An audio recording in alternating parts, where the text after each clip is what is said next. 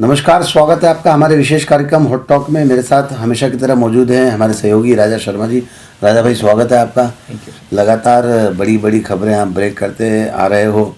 ज्योतिषी आकलन शब्दशः सही साबित हो रहा है और आज 9 फरवरी है। आज भी कुछ ग्रहों का मिलन होने वाला है रात को 8:00 पर, जो आपने प्रिडिक्ट किया है। तो आज ग्रहों से बात की शुरुआत करते राजा भाई। बहुत सारी राजनीतिक चर्चाएँ करनी है, उन पर भी बात करेंगे, लेकिन ये ज्योतिषी आकलन जो पत्रकारिता के साथ आपने अपने आप साथ जोड़ा है, इसको लेकर जानना चाहता हूँ। और आज जो ग्रहों की स्थिति है, इसको लेकर जानना चाहता हूँ। देखिए, एस्ट्रोलॉजी में तो मेरा चूँकि इंटरेस्ट कोई 15 साल 20 साल से ही है ऑलमोस्ट, और मैं एस्ट्रोलॉजी को थोड़ा पैशन के साथ अध्ययन कर रहा हूँ। और जैसा मैंने आपको पहले ही बताया कि एस्ट्रोलॉजी मुझे जर्नलिज्म में बहुत सपोर्ट करती है। जर्नलिज्म में सपोर्ट करती है मिंटू से, जब मैं कोई बड़ा पॉलिटिकल असेसमेंट या पॉलिटिकल प्रेडिक्शन करता हूँ तो मैं देखता हूँ कि किस व्यक्ति की कुंडली में कौन से प्लैनेट का मूवमेंट चल रहा है।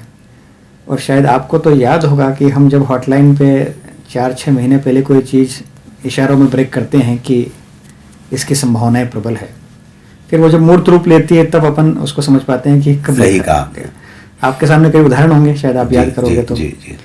कि चाहे वो फिर मध्य प्रदेश की सरकार की बात हो, चाहे फिर ये महाराष्ट्र के गवर्नमेंट की बात हो, या कुछ व्यक्तिगत पॉलिटिकल लोगों की बात भी हो ऐसा।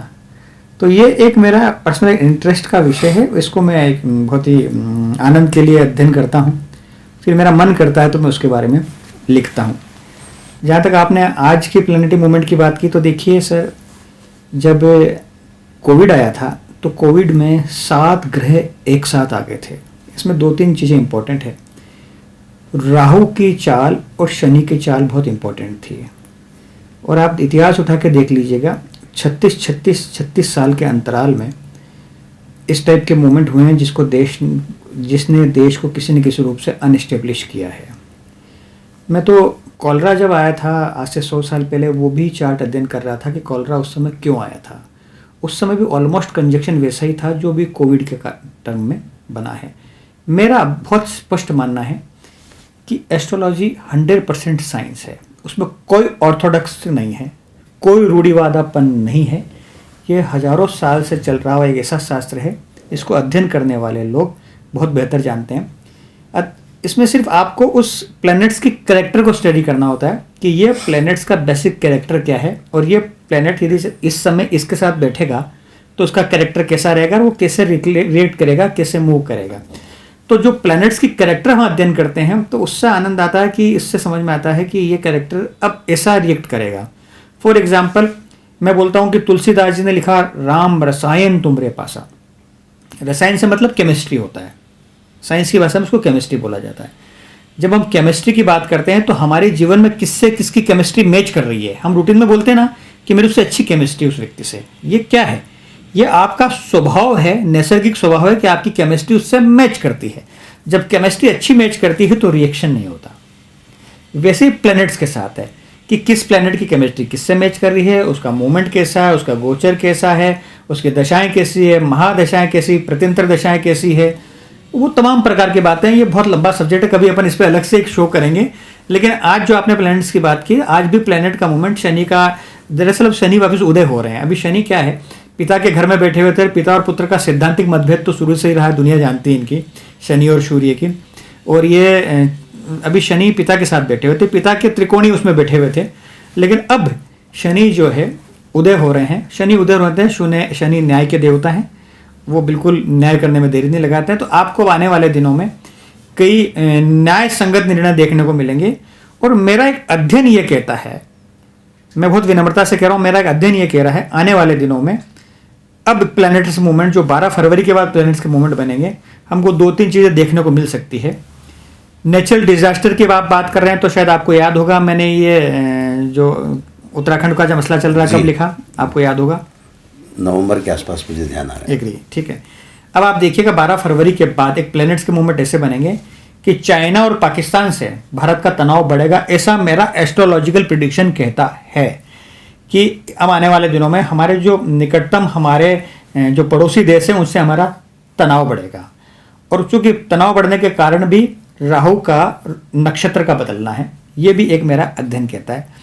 तो ये इस पर अपन कभी डिटेल में अलग से चर्चा करेंगे, लेकिन अभी आज शनि उदय हुए हैं और शनि नेगेटिव कभी, ऐसा नहीं सब कुछ नेगेटिव होता है। शनि जिन लोगों की कुंडली में फेवरेबल है वो बहुत पॉजिटिव रिजल्ट देंगे, देखिएगा आप। मैं नेगेटिव एस्पेक्ट बात नहीं कर रहा हूँ, मैं पॉजिटिव एस्पेक्ट की बात कर रहा हूँ कि शनि अब बहुत लाभकारी साबित होंगे। शनि लाभकारी साबित होंगे, ये बात सही है। और तमाम सारे प्रिडिक्शन से इंदौर में भी एक अखिल भारतीय ज्योतिष सम्मेलन हो रहा है जिसमें तमाम सारे ज्योतिष शिरकत कर रहे हैं। लेकिन इन सब बातों की जानकारी राजा भाई ने नवंबर माह में दे दी थी कि ऐसा होने की संभावना है। पर आज ये योग भी ऐसा है कि आज हम एक टॉक शो के लिए बैठे और 9 फरवरी है, 9 फरवरी रात को 8:35 पर इस तरह के ग्रह योग है जिनका मिलन होना है। ग्रह जो है वो साथ में आने वाले हैं, तो उसके प्रिडिक्शन पर हमने बात की।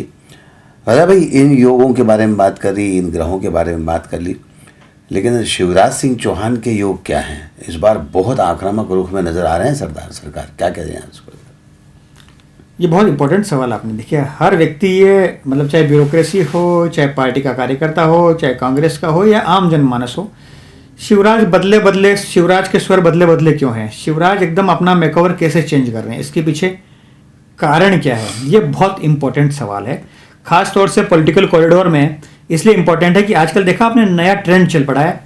शिवराज सिंह चौहान जब वीडियो कॉन्फ्रेंसिंग में बैठते हैं तो 2-4 कलेक्टर कमिश्नर को वहाँ से हटा के उठते हैं।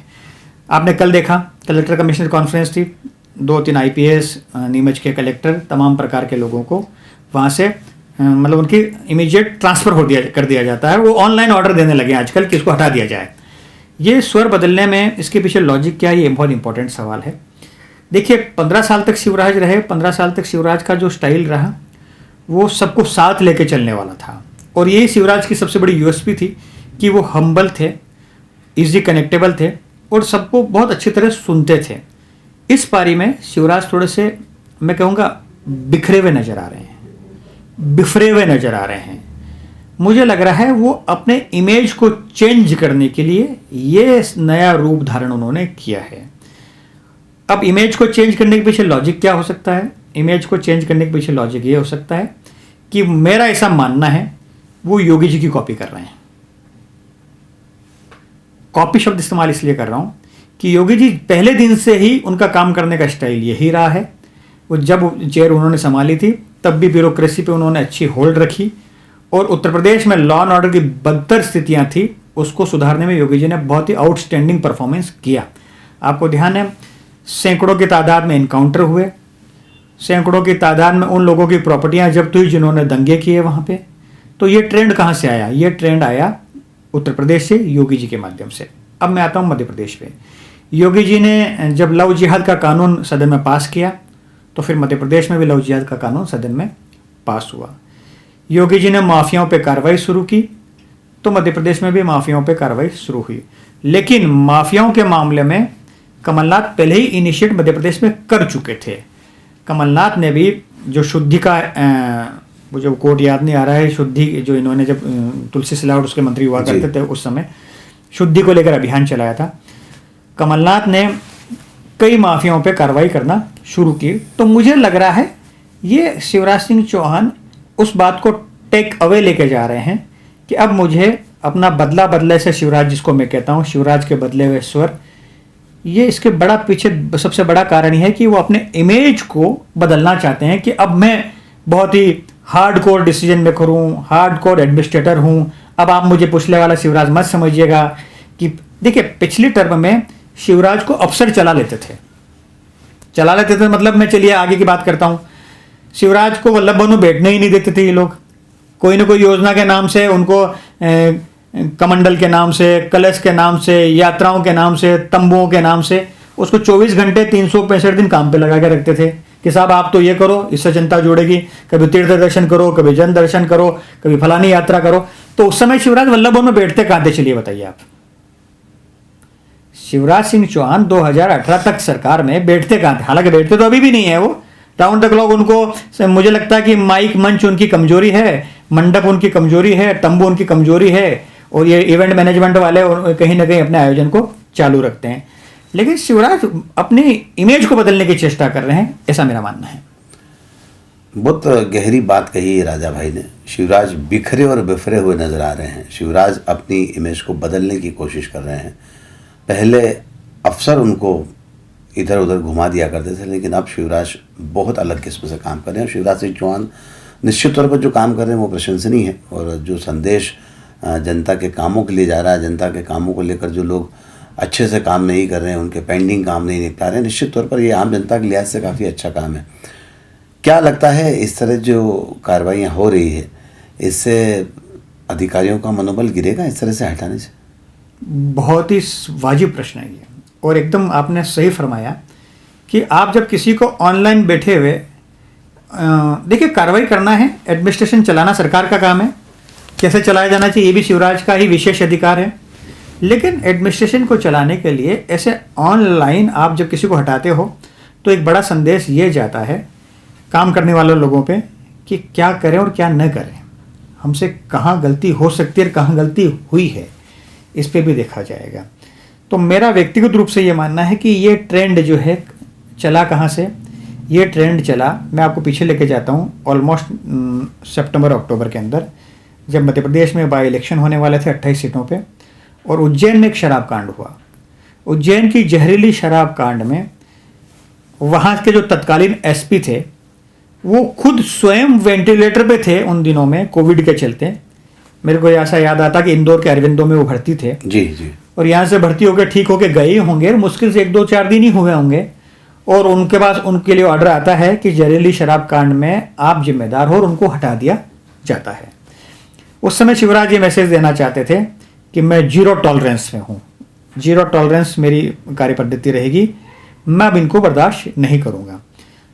मेरा तो आज भी मानना है बतौर पत्रकार कि वो निर्णय जो था सरकार का ठीक नहीं था, क्योंकि जो व्यक्ति खुद वेंटिलेटर पर सांसें ले रहा है उसको ये थोड़ी मालूम है कि वहाँ अभी क्या हो रहा है। और वो फिर शराब के मामले में तो आबकारी पे आप क्या कार्रवाई करते हो, आबकारी भी तो जिम्मेदार इस मामले में, आप केवल एसपी को हटाते हो, आबकारी ने क्या किया। खैर ठीक है, ये सरकार का विशेष अधिकार है, सरकार को किसको रखना है किसको हटाना है इसमें हमारी कोई ओपिनियन और सजेशन नहीं है, लेकिन ये कहानी चली वहाँ से। फिर आप देखिए वहाँ उसके बाद घटनाक्रम आगे बढ़ता है तो एक वीसी के अंदर ग्वालियर के निगम आयुक्त को ऑनलाइन हटा दिया जाता है। फिर घटनाक्रम चलता है तो फिर जहरीली शराब मुरैना में होती है, वहाँ कलेक्टर और एसपी दोनों को हटा दिया जाता है। अच्छा है, संदेश ठीक जाना चाहिए कि यदि गलत हो रहा है तो उस पर नकेल होना चाहिए, लेकिन जस्टिफाइड भी होना चाहिए, ये भी ध्यान रखिएगा आप। इसके पीछे कारण क्या था वो जस्टिफाइड होना चाहिए, क्योंकि कोई एक दिन का शासन नहीं है, ये शासन रोज चलेगा। कितनों को हटाओगे, कब कब हटाओगे, और किसको हटाओगे, किसको लाओगे, फिर क्या उनको भी हटाओगे, इसकी प्रक्रिया लंबी है, ध्यान रखिएगा आप। तो मेरा मानना है कि शिवराज अभी ओरिजिनल शिवराज की मुद्रा में नहीं है, शिवराज अभी एक आवरण में है, ऐसा मेरा आरोप है। मध्य प्रदेश के मुख्यमंत्री शिवराज सिंह चौहान एक आवरण में है, ऐसा राजा शर्मा जी का मानना है। बहरहाल बहुत सारी बातें हैं राजा भाई, जिस तरह से मध्य प्रदेश में चुनाव परिणाम आए, चुनाव परिणामों के बाद शिवराज सिंह चौहान का कॉन्फिडेंस लेवल भी बढ़ा है, इस बात से आप सहमत होंगे। और लेकिन जिस तरह से चीज़ें निकल कर सामने आ रही है, पहले शिवराज अकेले निर्णय लेते थे, अभी भी वो स्थिति नहीं है। अभी कहीं न कहीं महाराज या सुहास भगत या वीडी शर्मा और हाईकमान, इतनी सारी चीज़ें उनके साथ चलती हैं। नहीं, अब तो देखिए, मैं बार बार कहता हूँ, फिर आप कहोगे कि बार बार रिपीट कर रहे हो। मैं हमेशा कहता हूँ कि अब मध्य प्रदेश में शिवराज भाजपा अलग है, महाराज भाजपा अलग है, और संगठन की भाजपा अलग है, दिल्ली की भाजपा अलग है। दिल्ली वालों की मॉनिटरिंग अलग रहती है, महाराज भाजपा की अपनी कंडीशंस रहती है, शिवराज भाजपा अपने आप में ऑलरेडी शिवराज भाजपा है ही। 2018 तक एकमात्र शिवराज निर्णायक हुआ करते थे, 1 से 10 तक वही निर्णय करते थे क्या मध्य प्रदेश में होगा क्या नहीं होगा। लेकिन नोट कीजिएगा, 2018 में जब जनता ने आपको खारिज कर दिया तो दिल्ली वालों को समझ में आ गया कि शिवराज को तो लोगों ने खारिज कर दिया, भले वो 18 सीट से किया हो, 20 सीट से किया हो, सब्जेक्ट ये नहीं है, आपको जनता ने विपक्ष में बिठा दिया। फिर आपने शाम दाम दंड बैठ छल कपड़ प्रपंच से सरकार बनाई, वो दुनिया जानती है, उस पर बहस करने की कोई जरूरत नहीं है। तो अब वो दौर नहीं रहा है जब 2018 के पहले आप मुख्यमंत्री हुआ करते थे। उस समय आप शिवराज सिंह चौहान हुआ करते थे, मध्य प्रदेश के सर्वमान्य लीडर, उनकी लीडरशिप के ऊपर भारतीय जनता पार्टी की सरकार बनकर आती थी। और उसके बाद अभी जो सरकार है, ये सरकार अनेक गुणाभाग की सरकार है, इसमें शिवराज सिंह चौहान बहुत ज़्यादा निर्णायक भूमिका में नहीं है। मुख्यमंत्री हैं इसलिए सब कार्यक्रम उनको करना है, लेकिन निर्णय जो है उनके अब सर्वमान्य नहीं है आज की डेट में। महाराज के अपना प्रेशर रहता है, संगठन का अपना प्रेशर रहता है, और दिल्ली वालों की अपनी मॉनिटरिंग रहती है और दिल्ली वालों के अपने निर्देश और गाइडलाइन रहती है। आने वाले समय में आप देखिएगा कि अब वो स्थितियां नहीं रही है। जब शिवराज पिछले 3 टर्म के शिवराज अलग हुआ करते थे, अब शिवराज अलग है, इसलिए वो अपने आप को ताकतवर शो करना चाहते हैं कि नहीं, मैं उतना ही ताकतवर हूं। आप पूछ लीजिएगा उन अफसरों से, जब वीसी में बैठते हैं तो शिवराज सिंह चौहान कहते हैं कि मैं आपका मुख्यमंत्री हूं, तो दुनिया को मालूम आप ही मुख्यमंत्री हो, बताने की क्या जरूरत है? क्या साबित कर रहे हो कि मैं ही आपका मुख्यमंत्री हूं? इशारा क्या है? इशारा क्या महाराज की तरफ है? इशारा क्या संगठन की तरफ है? अरे आप हो तो दुनिया को मालूम है ना कि आप मुख्यमंत्री हो, आप ही निर्णायक रहोगे। अब ये ओवर प्ले करने की कोशिश की जा रही है कि मैं ही मुख्यमंत्री हूं, मेरी सुनी जाए, और ये संदेश दिया जा रहा है कि मैं बहुत स्ट्रिक्ट मुख्यमंत्री हूं, मैं आपको रोज मॉनिटर कर रहा हूं। इसलिए ये ऑनलाइन लोगों को हटाने की प्रक्रिया शुरू हुई है सर। बहरहाल ये शासन प्रशासन का विषय है, मुख्यमंत्री के अपने निर्णय हैं, अपने विशेष अधिकार हैं जिनका वे उपयोग कर रहे हैं। और निश्चित तौर पर कांग्रेस के मुख्यमंत्री कमलनाथ ने जो एक अभियान शुरू किया था उसको उन्होंने आगे बढ़ाया है। नया इसमें कुछ देखने को नहीं मिलता है। हाँ। राजा भाई, हमने बात की ज्योतिषी आकलन की, बात की मध्य प्रदेश के बदले बदले से सरकार जो शिवराज सिंह चौहान नजर आते हैं उसको लेकर बात कर रहे हैं। राष्ट्रीय स्तर पर एक आपदा जो आई है उत्तराखंड में, उसको लेकर क्या कहते हैं? कई सारे सवाल उस पर उठ खड़े हुए हैं। कई सारे संगठन हैं जो पर्यावरण को लेकर काम करते हैं, उन्होंने पहले चेता दिया था। कई सारी बातें हुई हैं, लेकिन फिर भी सरकार के कानों पर जू नहीं रहेंगी। और इसको लेकर क्या कहते हैं आप? 30 जनवरी 2021 की रिपोर्ट है, बहुत पुरानी नहीं है, आज से 10-12-15 दिन पुरानी है। 4 Dham all weather road to claim over 56,000 trees, ये रिपोर्ट के अंदर मेंशन किया गया है कि यदि आप वहाँ पे जो आपका नया प्रोजेक्ट बन रहा है उसमें गवर्नमेंट को जो साइंटिफिक लोगों ने रिपोर्ट सबमिट की, वो 2 लाइन पढ़ के सुनाता हूँ, आपके सवाल का जवाब उसमें मिलेगा। टाइम्स ऑफ इंडिया में छपी खबर है। The central government ambitious 4 Dham road project that will link the shine town of Badrinath, Kedarnath, Gangotri, Yamunotri through widening the strengthening of almost 900 kilometre stretch of Himalayas road is leading to felling of 56,000 trees in ecological frag mountain range. These around 36 trees have already been filled up with rest are on the way. कहने का मतलब ये, जब आप पेड़ काटोगे, जब आप पहाड़ों से पेड़ हटाओगे, मुझे फिर ये बात एकदम बहुत अच्छी लग रही है कि एक अखबार ने भी हेडिंग दिया कि पहाड़ का भी सब्र टूट सकता है। पहाड़ का भी तो सब्र टूट सकता है, तो पहाड़ का सब्र भी तो टूट गया ना। 2013 में क्या हुआ था? आप उस पोलिटिकल देखिए, वो वैसे भी पहाड़ी क्षेत्र है, उन पहाड़ी क्षेत्रों में आप टनल बनाओगे, पहाड़ी क्षेत्रों में सुरंगें बनाओगे, पावर प्रोजेक्ट लगाओगे, तो ऐसे तमाम प्रकार की योजनाएं जब आप करोगे तो आपके पास साइंटिफिकली आप बहुत अच्छा कर रहे हो, रास्ते बना रहे हो, अच्छा कर रहे हो, लेकिन प्रकृति से खिलवाड़ तो हम कर ही रहे हैं ना। जो जैसी प्रकृति बसी हुई थी उससे हम खिलवाड़ कर रहे हैं। तो जब ग्लेशियर पिघलने लगेंगे तो बह के जाएंगे कहाँ? चलिए बताइए, उसका रूट क्या आने का? या तो टनल के अंदर आएंगे या फिर नदियों में जाएंगे। नदियों में जाएंगे तो बाढ़ आएगी, बाढ़ आएगी तो मैंने 2013 में भी देखा है कि केदारनाथ में हिम प्रलय कैसा आया था। तो ये कोई मतलब नेचुरल डिजास्टर, नेचुरल कैलेमिटी तो है ही, लेकिन उसके पीछे हमारी कारस्तानी है। हम क्या कर रहे हैं उस क्षेत्र को डेवलपमेंट के नाम पे हम क्या कर रहे हैं, डेवलपमेंट के उसके साइड इफेक्ट क्या हो सकते हैं, ये एक बड़ा कारण है। तो जो अभी 2 दिन पहले हुआ है वो भी उसका ही एक बड़ा कारण है कि ग्लेशियर पिघले और उस नदी में बहाव आना शुरू हुआ। फिर हमने देखा कि पावर प्रोजेक्ट जो धराशायी हो गए, वहाँ जो लोग काम कर रहे थे, अभी भी मेरे हिसाब से 250 लोगों की मिसिंग है, 25 डेड बॉडी रिकवर हो चुकी है वहाँ से। तो मेरा ये मानना है कि हम जब विकास करने जा रहे हैं तो उसके साइड इफेक्ट भी हमको देखने को मिलेंगे सर। बिल्कुल सही कहना है। प्रकृति के साथ छेड़छाड़ हमेशा महंगी पड़ेगी। प्रकृति किसी को बख्शती नहीं है। प्रकृति ने हमें सब कुछ दिया है, लेकिन हम उससे छेड़छाड़ करने की कोशिश करते हैं। हम अंधाधुंध पेड़ों की कटाई कर रहे हैं, कंक्रीटीकरण कर रहे हैं, तमाम सारे जो नेचुरल हमारे पास रिसोर्सेस हैं उनकी जगह आर्टिफिशियल रिसोर्सेस पर काम कर रहे हैं। सरकार की योजना 4 धाम तीर्थ जो हैं उनको एक साथ जोड़ने की थी। 900 किलोमीटर की योजना, जैसा राजा भाई ने बताया, टाइम्स ऑफ इंडिया में खबर छपी। 56,000 झाड़ कटना थे, जिसमें से लगभग 35,000 कट चुके हैं। इसके अलावा ग्लोबल वार्मिंग भी एक बड़ा कारण है। हम सबको चेतने की ज़रूरत है, सोचने की ज़रूरत है। इस दिशा में हमें काम करना होगा। ग्लोबल वार्मिंग क्या, यही सब कारण है। और इन सब कारणों पर अगर हमने मौका आते अगर अपना सही रुख नहीं किया, हमने इनकी तरफ ध्यान नहीं दिया, तो खामियाजा हमारे साथ हमारी आने वाली पीढ़ियां भी भुगतेगी। एक स्टडी बताती है सर, उत्तराखंड में 80 से अधिक बिजली प्रोजेक्ट खतरनाक जोन में बन रहे हैं। भूकंप और ग्लेशियर फटने पर लाखों लोगों का जीवन इससे प्रभावित हो सकता है। 2013 में जो केदारनाथ की त्रासदी भी आई थी, उसमें भी एक्सपर्ट व्यू का ऐसा मानना था। सही बात है। और इतने सारे जब पावर प्रोजेक्ट वहाँ चल रहे हैं तो निश्चित तौर पर वो प्रकृति के साथ छेड़छाड़ है। वहाँ अगर इस तरह से आप प्रकृति पहाड़ों के बीच में ब्लास्ट करेंगे, वहाँ पर आप जो निर्माण करेंगे, नेचर के साथ छेड़छाड़ हमेशा महंगी पड़ेगी। ये बात सही है। उसका खामियाजा इसके पहले हम केदारनाथ त्रासदी में भुगत चुके हैं, अभी फिर भुगत रहे हैं। और ग्लोबल वार्मिंग की तरफ फिर एक अलार्म है, फिर एक संकेत है कि कृपया आप समझ जाइए, संभल जाइए। अपने आसपास के झाड़ों को, पेड़ों को अंधाधुंध कटिंग मत कीजिए, सीमेंटीकरण मत कीजिए, ज़मीन के अंदर पानी जाने दीजिए और हरियाली को मेंटेन रखिए। मुझे लगता है तमाम सारी बातें हमने कही, ग्रह योग और राजनीति, उस जिसमें राजा भाई की महारत हासिल है।